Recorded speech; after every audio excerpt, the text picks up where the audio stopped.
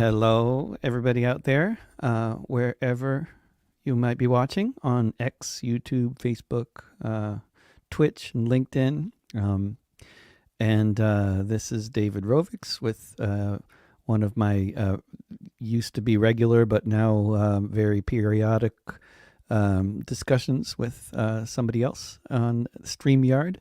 And the person I'm going to be bringing onto the stage, onto the screen here to talk with today is Chet Gardiner, who is my musical collaborator on the most recent album that you can see in the corner of the screen if you're looking. It's Notes From A Holocaust, which is now out on Spotify as of a few days ago, and we finished all the recording of it earlier this month. And the album consists of songs I wrote between October and the end of December, all of them about the ongoing genocide of the people of Gaza. So I've been doing various broadcasts related to the album, but I thought I would interview Chet, who has been my musical collaborator on the whole thing. As people who've been following the process are aware, that you've often heard me doing a song that I've recorded right here in my living room with this familiar backdrop. And then you will, if you will have heard another version of the song, often a few days later, with Chet's wonderful instrumentation and also vastly improved vocals and other sounds coming from me that he also has improved upon in the studio. And we did that process for just about 24 songs. And people have been asking along the way, how does that work? And I particularly enjoy hearing musicians talking shop, and apparently other people do too. So that's what you're going to get very soon. But first, I thought I would play an example of one of these songs that I'm talking about. So you know, for those who whether or not you've heard them, here's one of them, and which was also set to a video by an anonymous filmmaker from California. And this is one of the tracks from the album called Famine and Disease.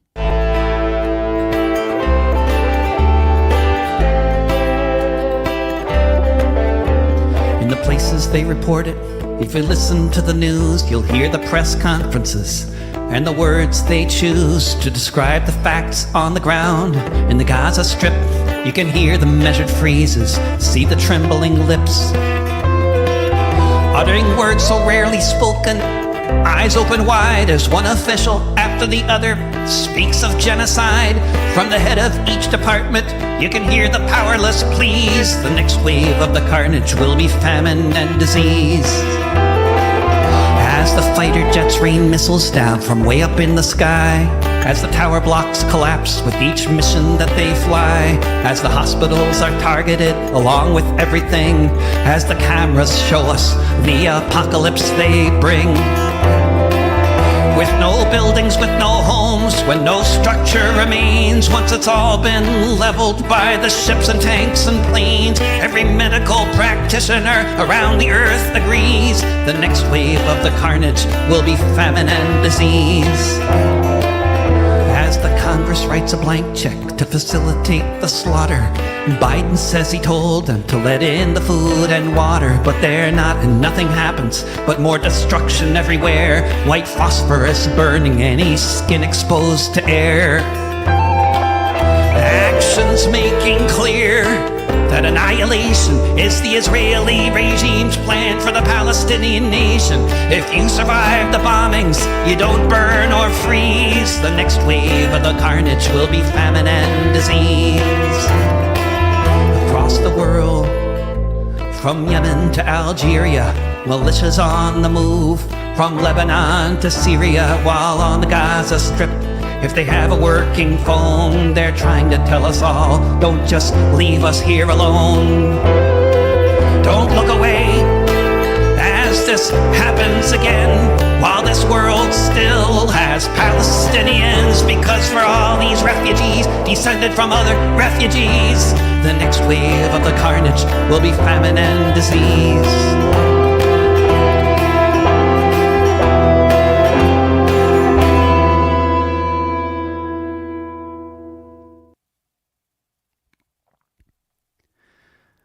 And with no further ado, I'm bringing Chet on. Hello, Chet. Hi. Good to have you.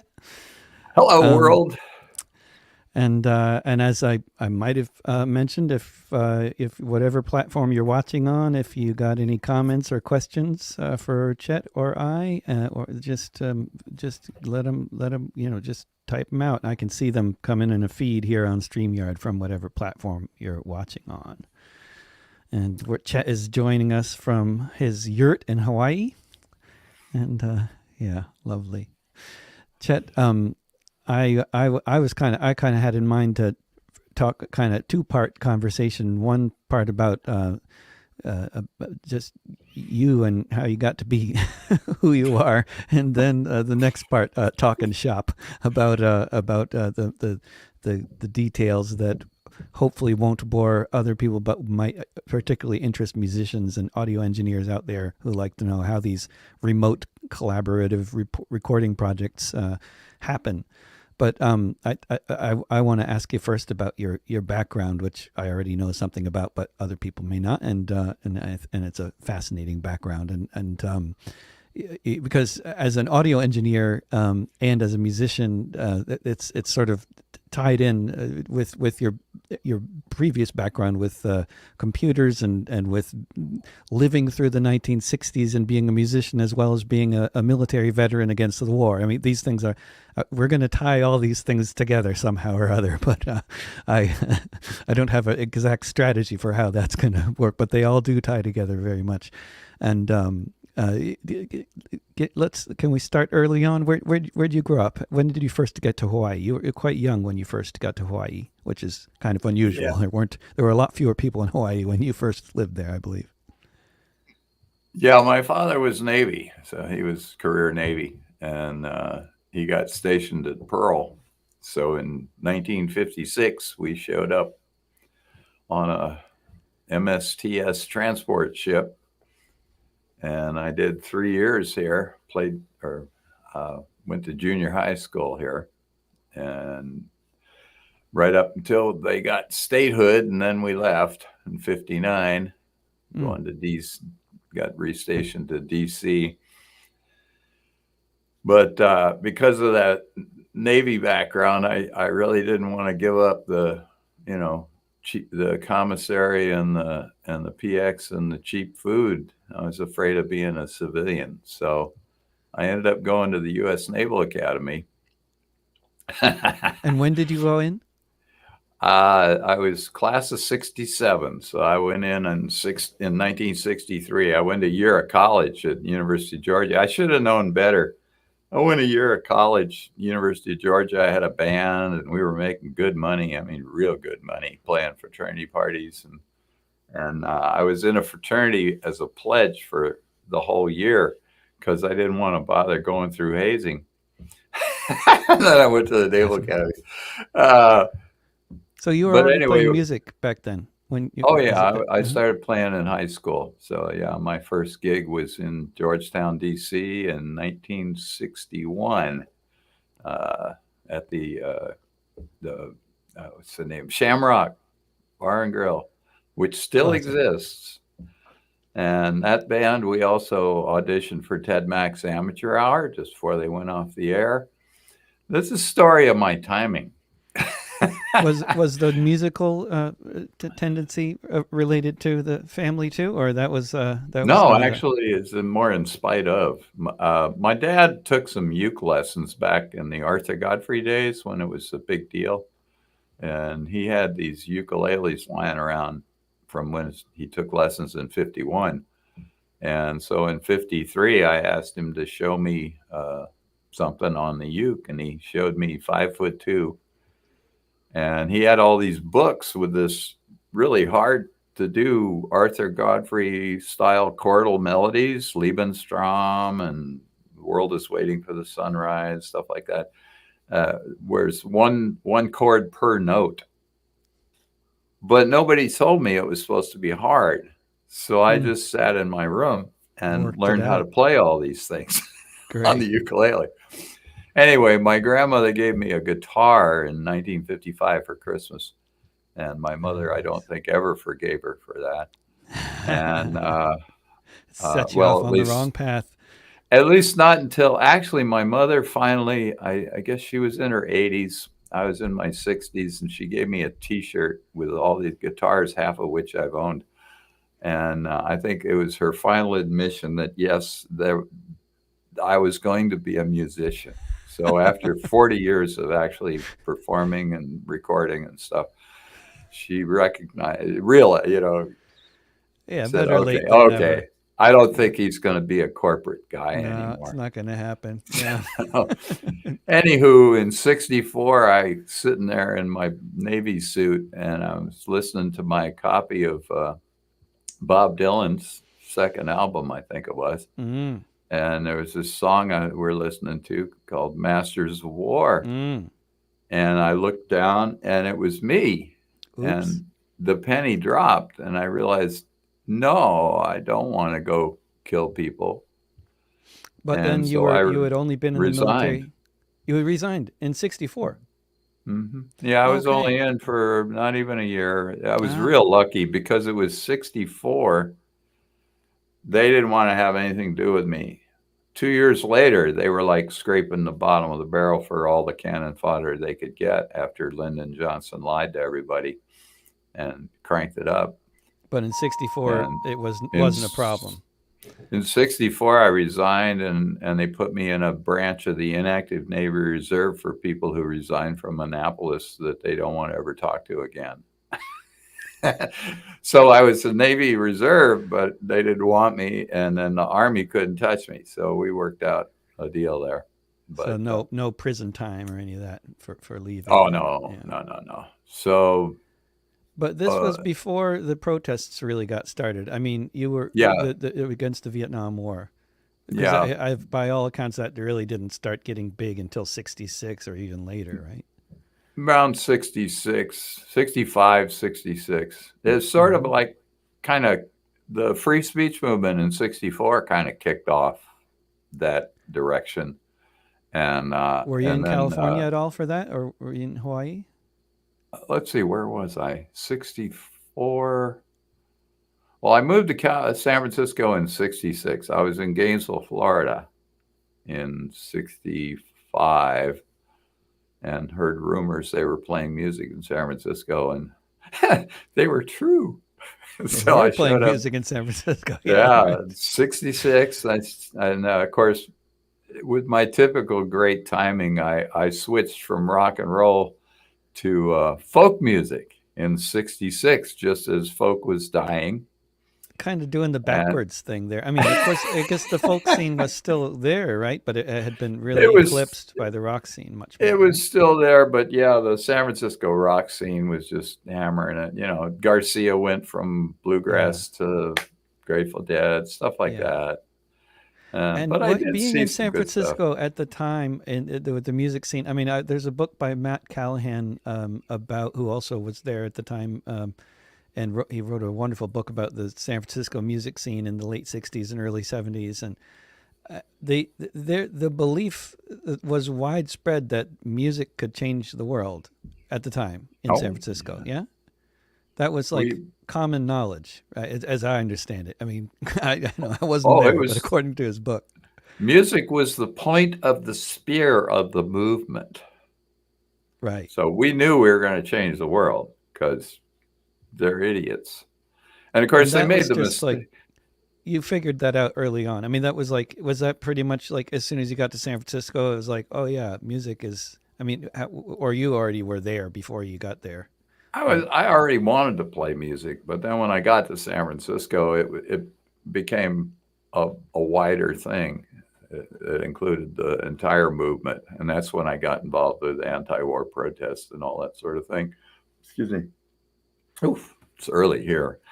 Yeah, right. You're still And uh, oh, I had a train of thought, but it just got The derailed. anti-war music. How did the music like more like the San Francisco music scene and the sort of anti-war or the sort of the way, I don't know, the political. You know how there's certain people who like to make it seem like there was a really stark divide between the political crowd and the countercultural music freak crowd. And my understanding is really that's largely manufactured. The divide didn't exist. The music was central to the politics and vice The versa. the Venn diagram has got 80% congruence. You know what I mean? What's a Venn diagram? A Venn diagram where you got political and then you got music Uh huh. and then They're circles, merged, right? and they 80%. merge where Yeah, they go. 80% of it is inside the merge. yeah, I that mean, makes sense. really, I was. Oh, the train just got back on the track. Uh huh. Uh, After World War II, this is my theory. It's probably Mm-hmm. bullshit, but after World War II, our parents came back from the war, and the moms were, working in the factories, and in my case, mine was involuntarily raising an infant. Uh, Mm. and they got back from the war, and their kids were going to get educated. So they, mostly middle class white, but uh, they didn't mind getting taxed for a great education. They stressed critical thinking and love of learning over, rote crap that they went through in the 30s, the Duffy Reader and all that. And then they created this monster, this Frankenstein monster of young people who could think for themselves. Dangerous. Yeah. And we, like my little penny dropped in 64, they started thinking about, all the millions of people being killed in the Far East for what? And so my I'm a little older than that generation, but my generation said no. And one of the major manifestations was our music. So the music had an edge. It had lyrics. It had that sentiment that, screw you. We're going to build a different world. We're not gonna. Boy, were we wrong. It was a very we optimistic knew time, though, huh? And we when did it? knew it was not going to be the same. It's No, it true. was. It's not the People really same. It's believed it. worse. Yeah, much It's now. worse. Yeah, but then at the same time, who knows? Who knows how much worse things might have been without that kind of movement? I mean, as That's true. many people have said, like, I mean, it's important to observe because it's important to that people know that well, without all those people in the streets, yeah, they did kill millions of people in Vietnam, Laos, and Cambodia, and that is so horrific that it's hard to imagine that things could even be worse than that. But at the same time, they did not use nuclear weapons, and I mean, and they very well might have without so many people in the streets. Who knows? I mean, yeah, who Well, knows? and we made them stop for about 12 years, Right? sort of, Exactly. sort Right of. after the They Vietnam had to War, go underground with all of the proxy armies. conflicts they were causing all around the world. But Yeah, yeah, it wasn't until uh, actually probably 91 you'd Iraq, have right? to 91. Unless you Yeah, count yeah. Panama. Panama The maybe, but Panama was like a kind of greasing the wheels, but yeah, I'd say the first Gulf slaughter in 91 is when the Pandora's box was opened again, and all of the there's this wonderful quote from I Claudius. Maybe I can find it. uh-huh. I'll look while we're talking. Um, But anyway, yeah, we thought we had it wired, but then they figured out, and then of course 9/11 just opened up floodgates. It was just yeah, of the sort of counter. counterattack, in a sense, from the '60s, and the Yeah, widespread, patriotism, anti-terrorism, and all this kind of stuff that permeates so much of society now. and they had, a couple new generations of cannon fodder who just didn't. Oh, here it is. Here's the quote: "Let Mm. all the poison that lurks in the mud hatch out." Yeah. Ugh. That's why Claudius was glad about Caligula being made emperor. Mm. Now we have Caligula here. So Caligula, two and of them. yeah, yeah, various Caligulas to choose from.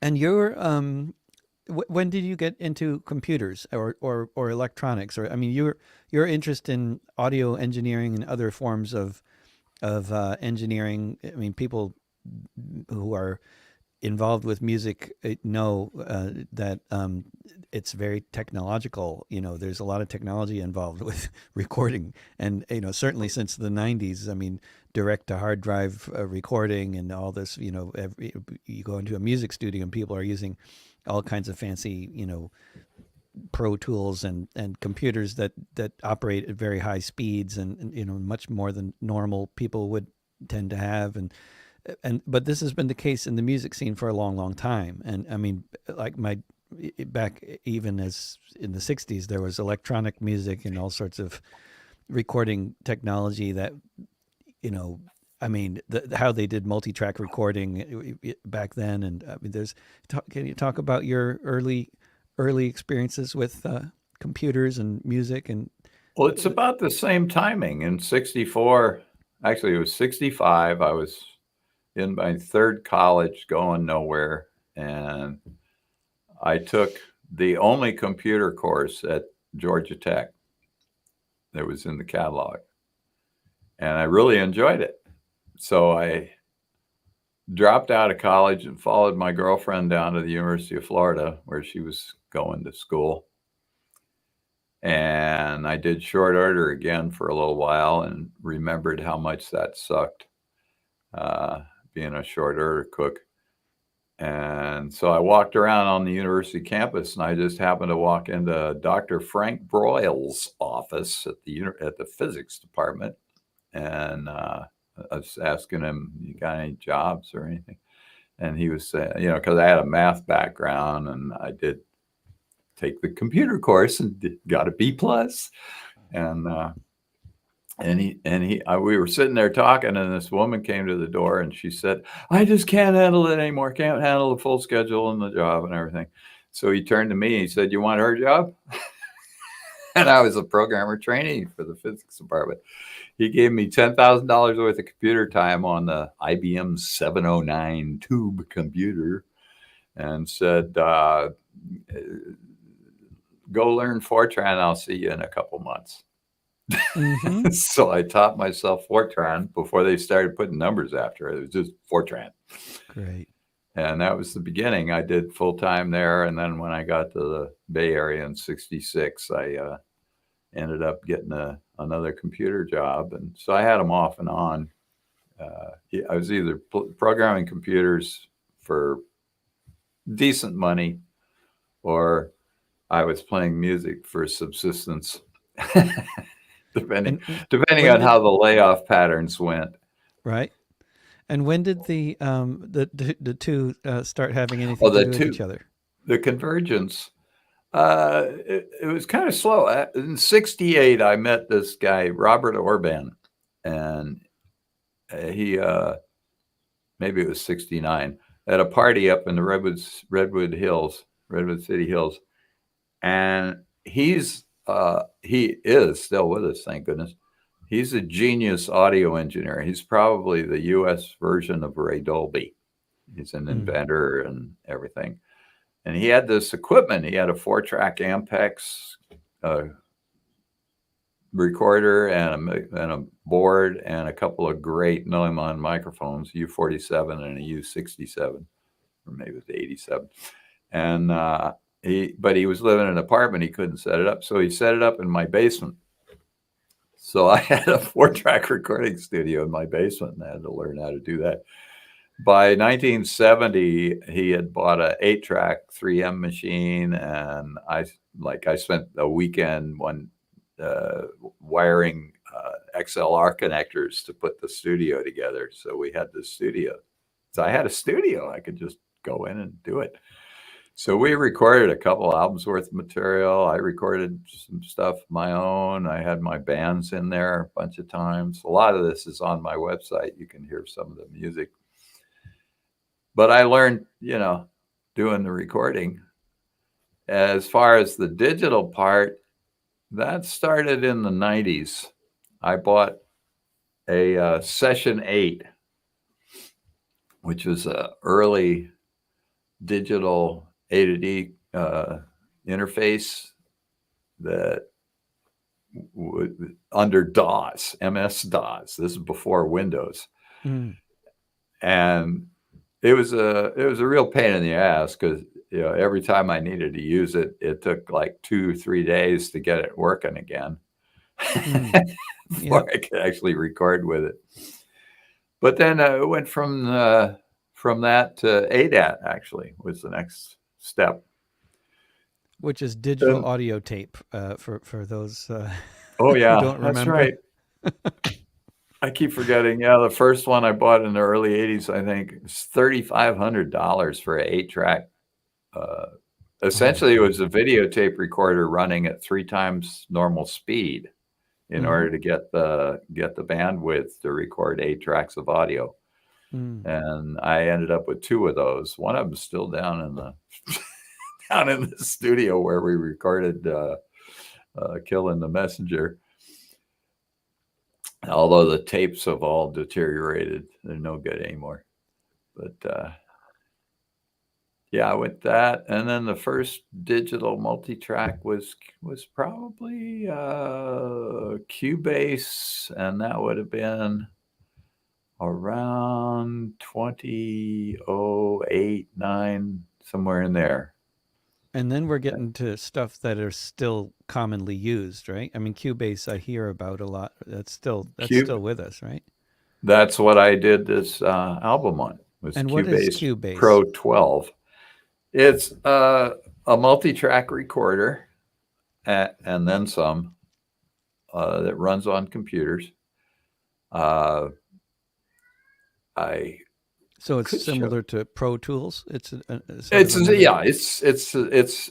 that same thing. It's Pro Tools. There's Cubase, and then there's a couple others that people use. I never got into Pro Tools. I was into Cubase early, so I never felt the need. I've looked at it, and it's a slightly different paradigm. So the workflow would be, you'd have another learning curve you got to climb that I don't need. Cubase is just as good. Cubase also comes with the synthesizer that I used on some of those tracks. That was built into Cubase. Oh, interesting. And that's so nice. Yeah. Yeah.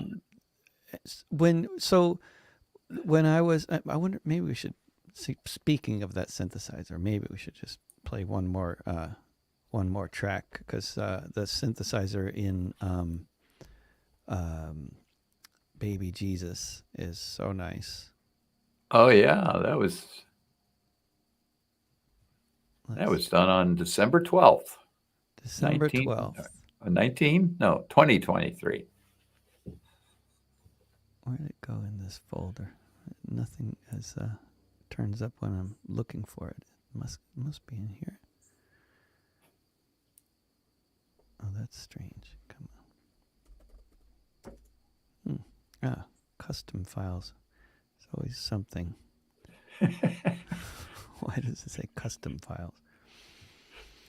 That was when I was trying to get ready, and I installed Adobe Reader and it installed McAfee, so I had to delete McAfee, and then you showed up, and always something.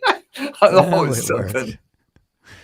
Let's hear that track, and then let's talk some more. Sounds like a plan.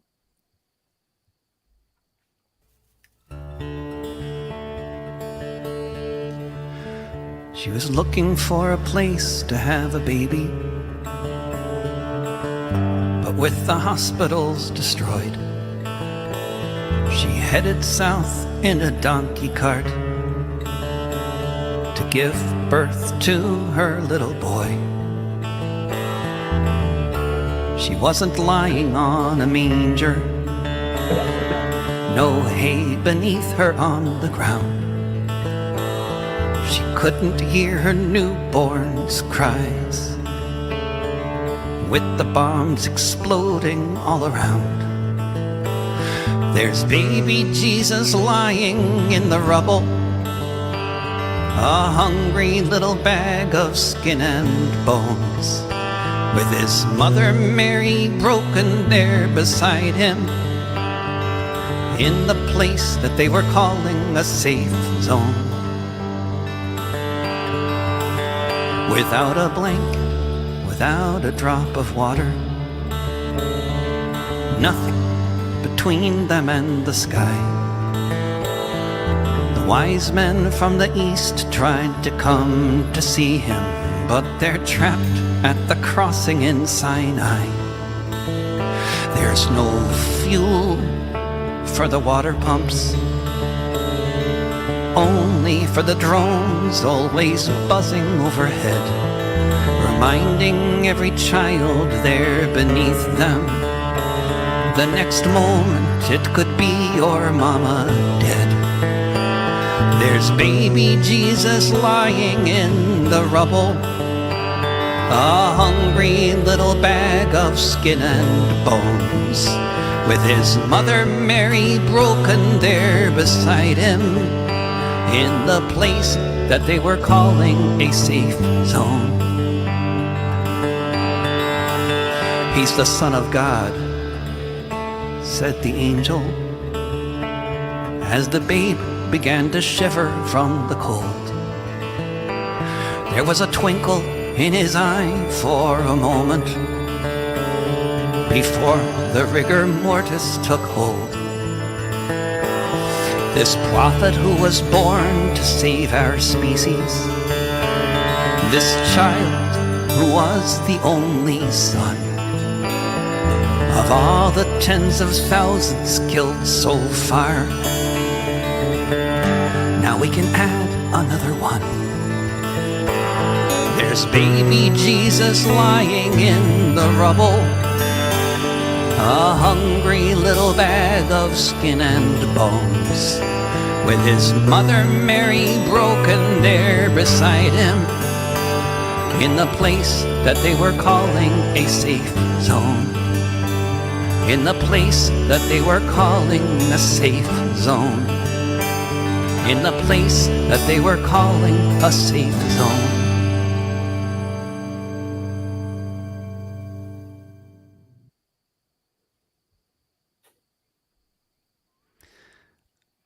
I think Sorry about that. Even 100% Kona can go down the wrong pipe. No. I don't even know if that was picking up in the, in the broadcast. I just heard it in my, I don't know. I still haven't worked out all the kinks of StreamYard, but I think it works better than I think it would. Remember that one open mic where my internet connection completely crapped out, but you kept on playing, and then eventually, like 20 minutes later, I was able to get back online, and it all worked fine. So that, StreamYard, it doesn't, it's good stuff. But I think that song it's less, there's less going on than with famine and disease. So I think it's a really nice illustration of the kind of stuff that you were doing. Like, for one thing, I mean, some of those sounds that you were doing, getting from the synth or wherever they're coming from, it's not even like necessarily notes. It's just like textures that just are so effective. And then when the twinkle in his eye, that line, and then you come in with that synth that really just transforms the whole feeling, I think, in the song. And can you go through some of the process of when you get a track like that? I was sending you an MP3, and then you said that there was an AI assisted tool that you were using to separate the tracks, which is, I think, for any geeks out there, might be of interest, because even you don't have to be that, even if you're quite young, you might not realize that the AI tools that are out there, and how much easier it is to separate tracks that would have at one point been fairly inseparable. Is that right? I mean, it's gotten a lot easier. Well, I'll tell you that one that you're talking about, the Moises.ai, it's a program that can separate out the individual tracks from a mix, which actually saved our session last year because I was able to use it to separate your bouzouki and your vocal that we recorded live together. Right.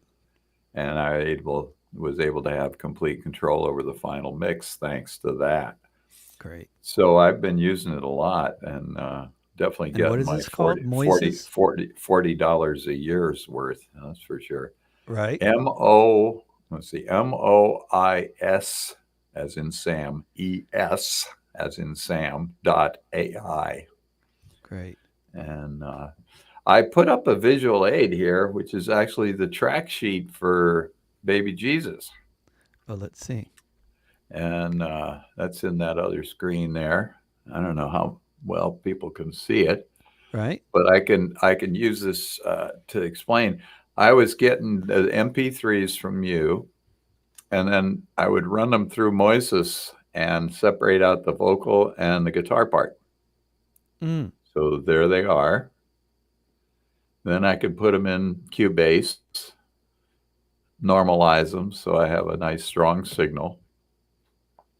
And this is actually automation. So there's automation built into Cubase. This is automating the guitar. So I started it lower and then bumped it up right here. So I could do this once and then just it'll remember it and do it every time. In the olden days, we used to spend hours, Right. rehearsing the moves on the faders to get the mix we wanted. Great.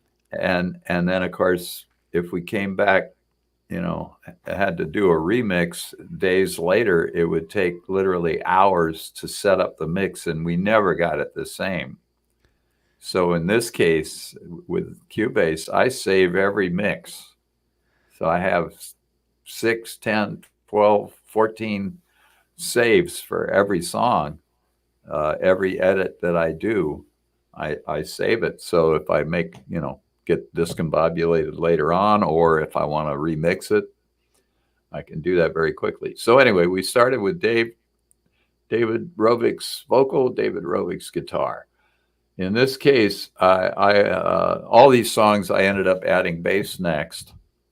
Mm-hmm. The basses I used are on a few songs I used a U bass, which is a little ukulele-sized bass that sounds like an upright. And But this is most of them, I remember, being out there at your studio in Hawaii, that U bass is one of the most surprising little discoveries, because it's just this little thing, and you kind of unassuming, and you wouldn't think you're going to get such a big, powerful sort of acoustic bass kind of sound from it. But it's this big, like, it kind of almost gets louder after you play the note. It kind of like swells. Very cool little instrument. yeah, it's like an upright, stand-up bass on steroids. I played it last Sunday with a couple of guys I sat in with first show up at the market. And I love watching people's faces when I start playing it, and these big, giant bass notes are coming out of this teeny little ukulele, and They're most looking people go, around. Where's that instrument coming from? Yeah. but most of them actually, let's see if we can get a picture of it. This is my baby. That's a custom built John Jordan 6-string fretless, and there's my Gallagher. Lovely. That I got back in 1976. Mr. J.W. Gallagher built that for me, and those are my babies. But that bass is on most of the tracks, and including, I think, this one. Yeah, that's the Jordan. So I'd record a bass part first. And as you can see, I had to move some notes around. I love it, man. And And, that's you move notes around with this. So are you just using the mouse to kind of move the notes around, or is there AI well, you, assist in that too? no, no, that's purely Listening the tiny little brain in here. and you're moving the notes around You to get cut, the rhythm better, yeah, or to intonation too. match up with the guitar better. Yeah, I Mm-hmm. can't do the internet intonation. Although sometimes I can move a bad note or a good note from somewhere else and drop it in where a bad note is. That I had to do that a couple, three times. Most of the time I can play it, but you know, your playing is marginally idiosyncratic. Uh, Yes, so right, and so inconsistent, I'd be moving along 1, 2, 3, 4, and then there would be a like a you know like half a beat. 3.1 would show up, and of course that's Yeah. when I had to move the notes. It's all good. No, everybody's like that, including me. Well, So we the we bass have would always go next.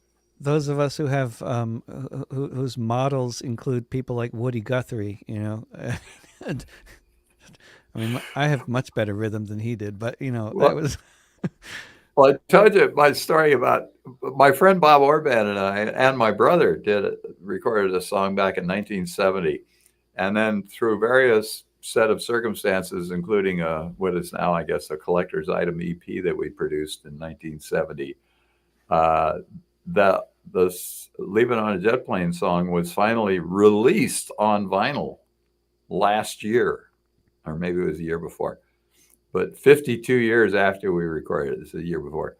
It was finally released. But we did this whole album's worth of material, and then we hired Chicken Hirsch to come in and lay the drums, Country Joe and the Fish drummer.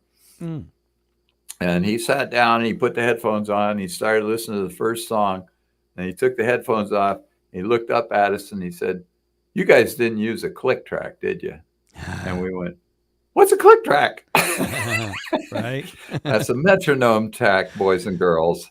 And if Yeah, you really want to get into recording, you've got please to. learn how. Well, now it's better because I don't use click. I don't use metronome anymore. I'll use a rhythm track. I'll find a rhythm track. I use Easy Drummer. In fact, did on a few of your songs, And it worked and somehow. How did you and do that with the drums? well Because it with my it inconsist, you had to do a lot of placing notes. And this is also related, I think, to a question that we have here, which I'll just put on the screen here from a wonderful, loyal listener, Badger, David and Chet. How did you kick out such a beautiful album so quickly? And I think the actual answer is through the a answer whole lot of hard work. I mean, because we're talking about 20 tracks, and I think 23, 23 but tracks, who's and counting? and like forget about how much time it was involved with the songwriting or my part. Your part for each one of those tracks was basically the better part of a day at least for each one of them, and For in each some one, cases yeah, more, right? yeah. Mm-hmm.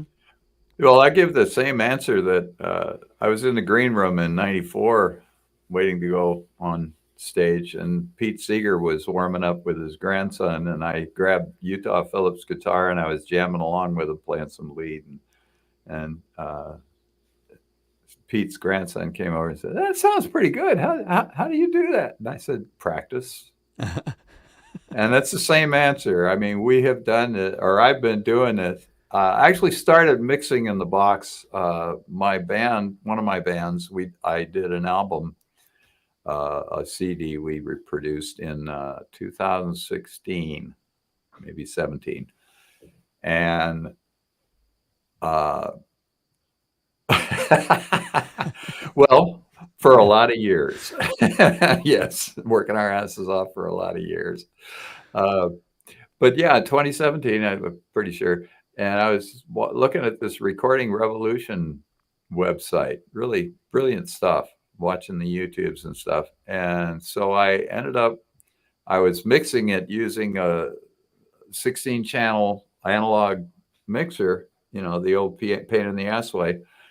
And I got turned on to the idea of doing it all in the box. So that was the first thing I ever did in the box. It was all in Cubase uh, in 2017, and that really speeds up the process to have a digital audio workstation that you're really familiar with, and literally it's got a 3,000 page manual, and I probably know what's going on 14 pages of it, which is all you need. you know?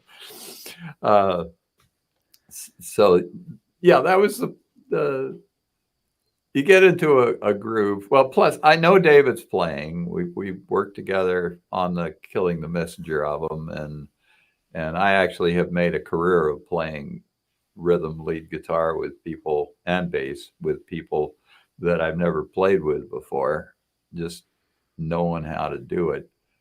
So David and I have done enough to where when he was shooting me these MP3s, I didn't really have to learn his style because I already knew it. So that helped a lot.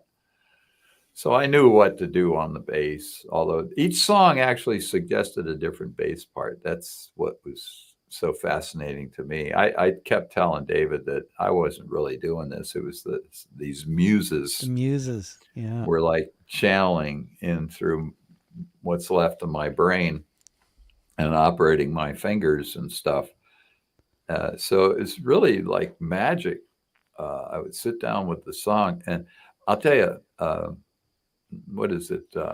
True confession time. I can't hear lyrics, Mm. so this, this I literally, if you sat me down and tried to make me listen to a 3-minute song and hear all the words, I can't do it. My brain won't do it. Just won't do it. So I didn't really fit anything to the lyrics. It was more the feel. I got a feel from enough of the words. I hear the story. I don't hear the individual words. Yeah. And then the story and the music that David provided, the melody line, they would suggest a bass line I should play. And then I would look around, and usually I would go to guitar next, that Gallagher. Thank you, Paula. Yeah.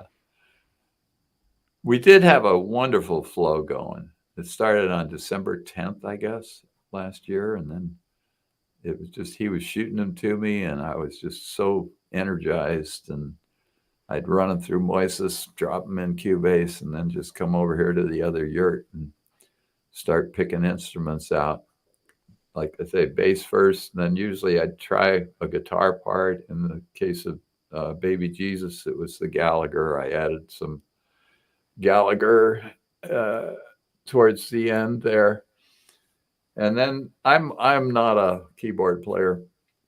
I have a little like 22 key MIDI controller into the thing. I know enough keyboard to make chords, but And that I seems to went be plenty. It works so well. I mean, you're not well. doing any fancy keyboard stuff, but those chords, just the textures. Yeah. Well, and it's even worse than that, because if you look at the diagram again, I did each note in the chord in a separate track. So Oh, great. completely cheated. So Great. you can see this is the first track, and that's just, one note. And then there's the second track and the ending and the third track and the fourth track.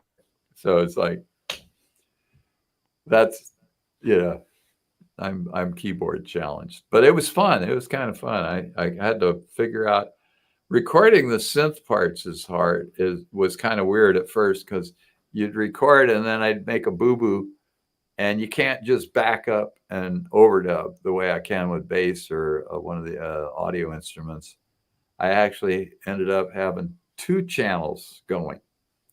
So when I made a boo-boo on the synth, I would switch to record on the next channel.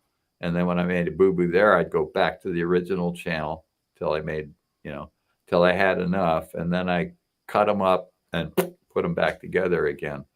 So there's a little inside Cubase for you, Nice. for people who can't play How keyboard you can play an worth a instrument darn. without needing without actually being able to play the instrument. Yeah, through technological assistance. Yeah. But again, And it was like, all of it was suggested by, the feel that I was getting, the emotions I was getting from the story and the music of the mm, song. And what are we looking here at here? Well, this is the track sheet for all the songs. That's right. So like Baby Jesus was just the bass, guitar, and then 4 synth parts. Famine and Disease we just heard was U bass. That was the little ukulele bass. That's why it sounded so deep. And then the SG Standard that I held up, I did 3 guitar parts on with that. Mm. Some of the others got a lot more crazy. Land and Freedom, we got the Jordan bass, we got the Gallagher 3 parts, 3 rhythm parts, and a lead part. And then I had synth, oboe, and cello, and Easy Drummer. On some of your tracks, Cubase has this feature where it will do a tempo detection. And of course, you're an incredibly syncopated player, so most of the time it utterly failed uh, in detecting your tempo. But sometimes, like on Land and Freedom, it was able to put together a coherent tempo track. And once I had the tempo track, then I could create a track in Cubase that was the instrument track, which was the Easy Drummer connection to the Easy Drummer software that I have. Mm. And then I picked out a drum part that was close enough, and then sometimes had to edit it to remove extraneous garbage that I didn't want. And that's what happened with Land and Freedom. Just like the Nazis has got Easy Drummer part. From the Jordan River had one that worked. Stop the Genocide. It worked. Ah. And quite a few times. Yeah. So well, those are the only times, but and that's that. But that's several, and it's that's where there's some kind of a percussion part that works with my fairly erratic guitar playing. Like so it's like, even though I'm not using a click track. I mean, this is one of the things as a non-session musician who's just like live performer who never uses a click track. But I've done a lot of recordings with a lot of really good musicians who are used to playing with click tracks and all that. And I don't know if you just talk about this in this kind of like phenomenon, because like you've done so much of your musical career playing with musicians who can't count as well as you, and it's or play as well as you in so many ways. I mean, this is like the life of the sort of musician that's accompanying, singer-songwriters. I mean, this is like how it is. I mean, you're just going to be way better at a lot of things than a lot of the people you're working with. And you've been doing this, that kind of, and a lot of people can, have similar stories if that's what they've been doing, like backing up singer-songwriters. But I don't know, that it must require a certain degree of just humility, or I mean adaptability, or flex. I mean, how does that practice. Just practice? Well, I did, like I got into folk in '66 as a solo performer, and then got in the acid rock band in '68, and then after that I became a drunk for a while, but then I quit doing that because that wasn't working for me, and got back into doing folk and with other people. So, I was usually the quote best player in the band until I started backing up Joe Louis Walker in 05. Then I found out what big time players are like. Quick aside, you have very excellent tempo. So I mean, you're among the people that I've played with that it's just your experience. You've had so many years playing those live gigs, and you throw so many damn words in there. If your tempo wasn't decent on the guitar, you couldn't sing them. Yeah, sometimes just the way it cutting is. The words back is helpful for getting the tempo better. Yeah. So I've usually been the best player, quote, quote. And then the other thing is I've done like 25, 30 years of playing with folk singers. And one thing is most of them are very predictable. So you know where the next chord's probably going to be. I have a knack to I wait a particle of a beat, so I'm sure what the next chord's going to be. 95 times out of 100, I can guess what the next one's going to be, and those Yeah. other 5 times, I hear it before I start playing, and can move my fingers to the right place.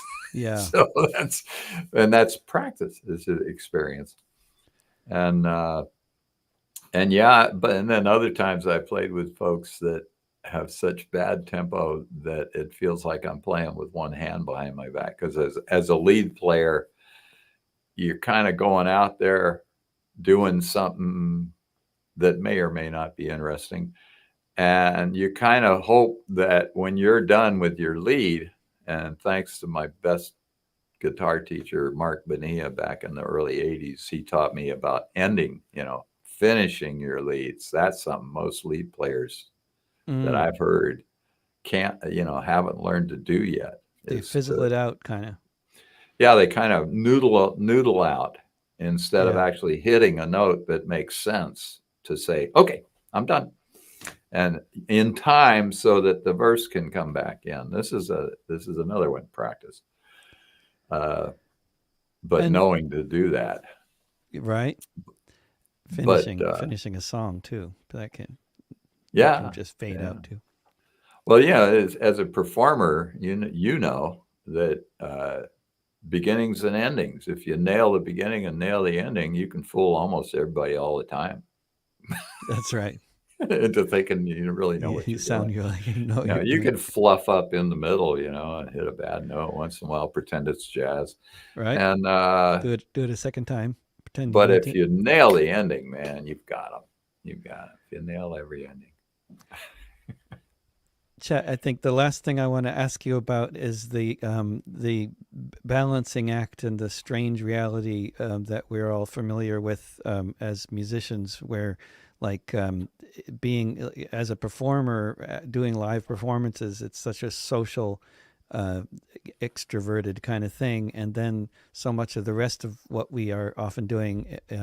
Writing or recording in some dark little yurt, or wherever, a living room, away from any other people. It's a real contrast, and talk about how you manage that, because I think you've got a nice lifestyle going on there, where you kind of balance these things out. Yeah, I've got my 6 to 8 to 10 2 to 5 hour farmers market gigs every month, and that's plenty enough. Some little extra money, but mainly for the playing. Great audiences, really appreciative. Mainly the vendors. If we bore the vendors, we lose the job. So there you go. Uh, it's the people in the tents, They're the set up the key, tents. They're right? they're our real audience, and those other people sitting there, the tourists, they're just along for the ride. So I'm very happy about that. Very satisfied. The answer to your question is in the olden days, I drank and used drugs to get over my basic uh, hermit personality and introversion. And then, since I cleaned up, I haven't had anything to drink or use in the 21st century. Um, I learned how to act. so so in live situations, I am a actor as well as a music performer. So I act the role of a extroverted music performer. Go out, Right. talk to the people, and give them little stories about getting jumped by cowboys in Winnemucca, Nevada in '68, and all the little anecdotes of life on the trail of music. And yeah, so it's an acting job, pretty Yeah, much. acting. That's good. What can I Well, say? I'm a that's hermit, good. man. I love No, I that's love my I think life here that's on the farm in the yurt with the cats, and fake it till you and then make I it. I think that's how it is, really. Yeah. I get just enough outside interacting with people, and it's nice interaction. I enjoy it. I'm just half The kidding about farmers the market. acting part. Yeah. Yeah, the Yeah, yeah. markets are Yeah. just so great, Yeah. and no drunks, no club Yeah. owners. Right? bidding you down and all this Afternoon garbage. farmers market, much better than that by the end of the night at a pub gig or something where half the audience is incoherent and Yeah. Well, it has been a pleasure talking to you, Chet, and other people enjoyed it as well. And we have this is a lovely comment from Badger. He sent baby Jesus in the rubble to his fundamentalist Christian Republican mother, and she loved it. We were aiming at that target audience. We That's were looking right. We did to get fundamentalist Christians to abandon the apocalypse, or the rapture. Yeah, that was it. And to embrace the idea of everybody treating everybody as they would like to be treated themselves. That's right. So hopefully they all hear that album, and then no more rapture. Thanks for that comment. That's really sweet. Thank you. And then Paula also was agreeing with your analysis of how to become a good musician with this quote from Ursula Le Guin. When asked how to become a writer, she replied, "Write." Yeah, that's it. People walk up to me and, "Oh, I wish I could play. I'm tone deaf. Right? I can't play an instrument." You just never practiced. Most of the time here, I just say, "Buy a uke. Go buy a uke. You can do 3 chords on a uke. Anybody can do 3 chords on a uke, and with 3-4 chords, you can play almost every song that you want to play. With 4 chords, you can play every song on this album."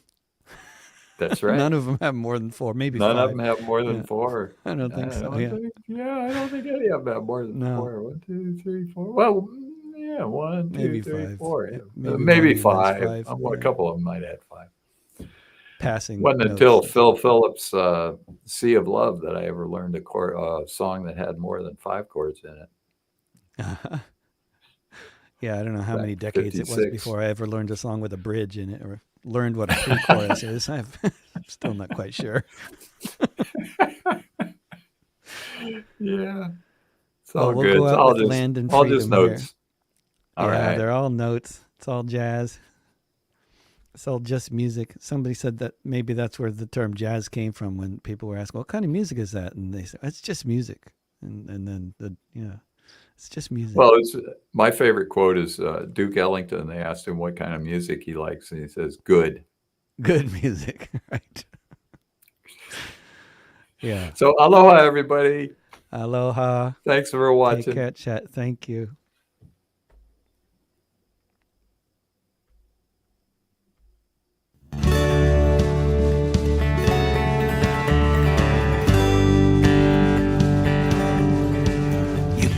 It as a war of good and evil. You can pretend that your cause is just. You can try to say you have the moral army, and the other is just driven by bloodlust. You can say you're on the side of Western values, and the others represent barbarity. You can say your enemies want chaos, while you stand up for prosperity. You can keep on telling lies from here to kingdom come, but all that anybody wants is land and freedom.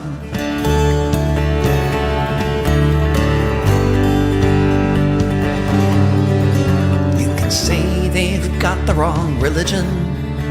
You can say that they just want to hate. You can drop bombs upon their cities. You can say your God is great.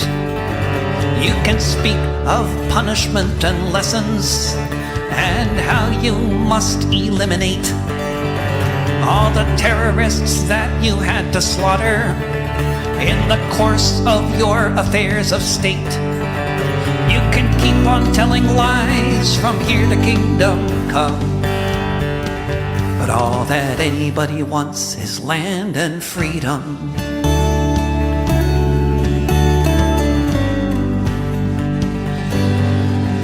You can claim that you represent the future, and the other represents the times of old. You can talk about how liberated your people are, not like their feudal, patriarchal mold. You can talk about your love of life and liberty. You can paint a death mask on your foe. You can say what you like about your enemy, but you can't change what everybody knows.